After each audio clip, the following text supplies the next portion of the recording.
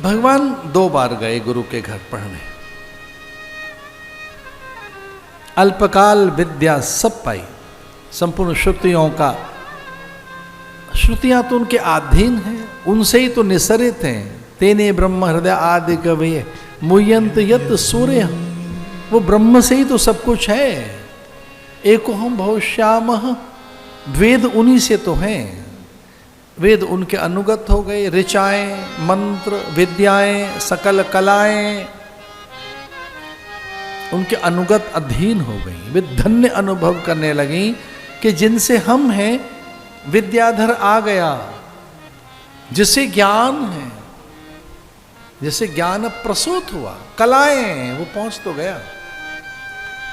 राम आ गए थे, लेकिन जब वो 15 बरस के थे तब वो गहरी समाधि में थे, गहन समाधि में चले गए थे। राजा को लगा इनमें अरुचि है, जगत की उपेक्षा है, इन्हें विरह हो गया, वैराग्य है, कोई अरुचि नहीं रहे, कोई रुचि नहीं रही। तब गुरु खुद आए। अब वो गुरु के घर नहीं गए, गुरु के यहां संदेश गया कि कोई और बात है। गुरु आए और वो संवाद है योग वशिष्ठ, उसी को महारामायण कहा गया। एक तो है रामायण, एक है महारामायण। योग वशिष्ठ को महारामायण कहा गया है। वेद में आरंभ में कर्मकांड है, मध्य में उपासना है और शीर्षस्थ भाग है उपनिषद, यानी वेदांत, जो वैदिक ज्ञान है। इस संसार में सर्वाधिक संस्कृत के विश्वविद्यालय जिस देश में हैं, उस देश का नाम आपको मुझे बताना है। इस संसार में सर्वाधिक संस्कृत के विश्वविद्यालय जिस देश में हैं, उस देश का नाम भारत नहीं है, जर्मन है उस देश का नाम। और ऐसे कितने ही देश हैं जहां वेद अनिवार्य है, उपनिषद अनिवार्य है। हजारों विश्वविद्यालय ऐसे हैं जहां योग वशिष्ठ अनिवार्य है। जर्मनी के कितने नगरों में आपको योग वशिष्ठ के संवाद मिल जाएंगे। वो महारामायण में सुनी और पढ़ी जाती है।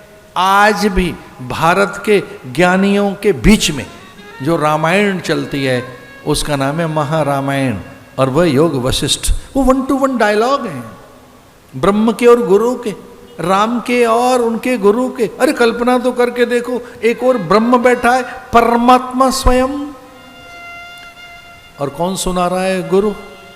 बीच में कोई और नहीं है, लक्ष्मण नहीं है, रपुदमन और भरत नहीं है, तीनों रानियां नहीं है और ना राजा है।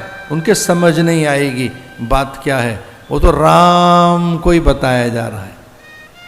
वशिष्ठ ने कहा जो आपका ज्ञान है, जो ये वैदिक ज्ञान है, ये जो ब्रह्म ज्ञान है, जो सारे सीक्रेट्स हैं, जो सारे रहस्य हैं, आओ उन पर चर्चा करें। उस ग्रंथ का नाम है योग वशिष्ठ। हमको एक बात कह लेने दो, फिर बाद में समझना। हमको एक बात कह लेने दो, फिर समझना। जिनके कई जन्मों के पुण्य जगते हैं, उनके घर में योग वशिष्ठ सुनी जाती है। देव और पितृ कैसे प्रसन्न हुए, हम कैसे माने कि हमारे पितृ प्रसन्न है? हम कैसे माने कि देवता प्रसन्न है? हम कैसे माने कि हमारे मंत्र फलीभूत हुए? हम कैसे माने कि हमारे यहां देवता आने को आकुल व्याकुल और आतुर हैं? हम कैसे माने कि ईश्वर सर्वस्व देने के लिए अब तत्पर है? हम कैसे माने कि पूरी धरती पर हमारे लिए सारी अनुकूलताएं अब उजागर होने के लिए अत्यंत उत्कंठित हैं? जानते हो कैसे माने? अगर आपके घर में योग वशिष्ठ आरंभ हो गई है, तो समझ लेना ईश्वर आपसे अत्यंत प्रसन्न है। बिना देव पितरों की कृपा के इस पुस्तक को खोल नहीं पाओगे, उस ग्रंथ को पढ़ नहीं पाओगे, उसे सुन नहीं पाओगे।